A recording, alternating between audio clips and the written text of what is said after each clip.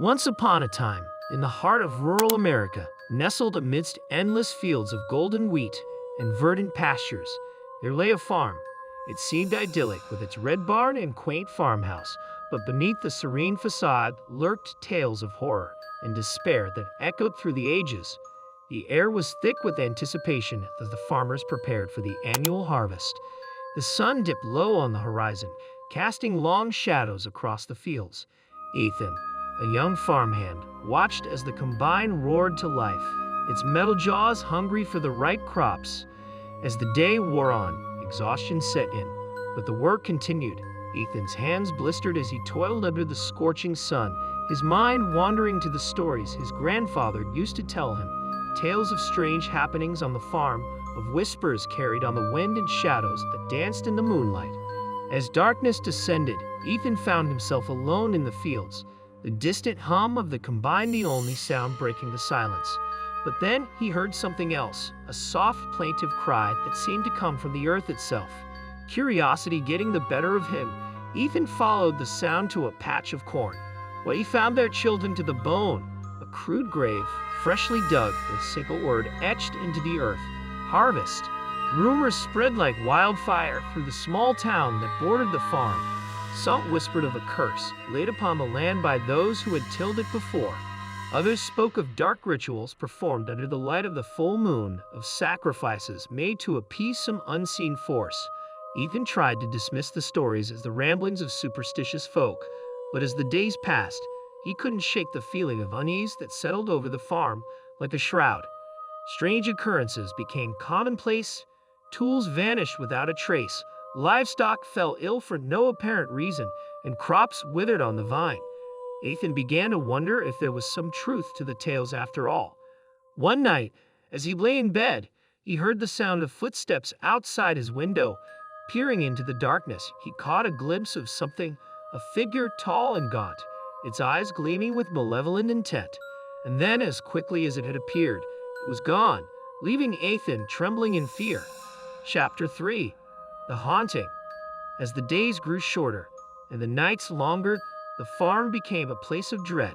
The once bustling fields lay fallow, the farmhouse an empty shell haunted by the echoes of its former inhabitants. Ethan couldn't shake the feeling that he was being watched, that unseen eyes followed his every move. Shadows flitted at the edge of his vision, whispering secrets too terrible to comprehend. One night, unable to sleep, Ethan ventured into the barn. The air was thick with the smell of hay and dust, the only sound the creaking of ancient timbers. But then he heard something else, a soft, plaintive wail that seemed to emanate from the very walls themselves. Heart-pounding, Ethan followed the sound to the loft, where he found an old chest covered in cobwebs. With trembling hands, he pried open the lid, revealing a collection of objects: a rusted sickle, a tattered doll, and a faded photograph of a family long since gone. As he reached out to touch the photograph, he felt a cold hand grasp his shoulder. Whirling around, he came face to face with the figure from his nightmares, a specter clad in tattered rags, its eyes burning with unholy fire. In that moment, Ethan knew the truth. The farm was cursed, its dark past woven into the very fabric of its being. The specter before him was but a manifestation of the horrors that had taken place on the land, a reminder of sins long since forgotten. Driven by desperation, Ethan delved into the farm's history, scouring ancient texts and yellowed newspapers for clues to its dark past. What he found chilled him to the bone: tales of murder and betrayal, of lives lost and souls damned. But amidst the darkness, he also found hope, a way to break the curse and free the land from its grip.